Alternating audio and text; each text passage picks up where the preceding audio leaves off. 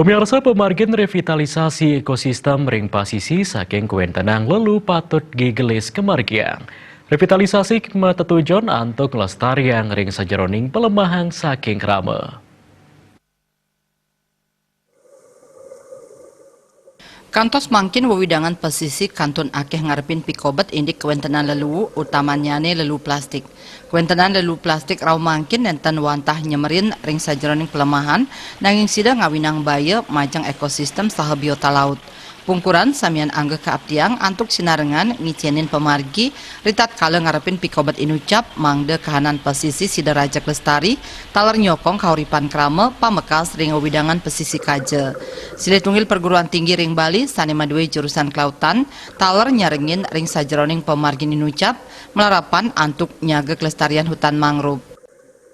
Pemahamannya dia bahwa Bali sedang berupaya untuk menyelamatkan ekosistem marine ekosistemnya itu ya.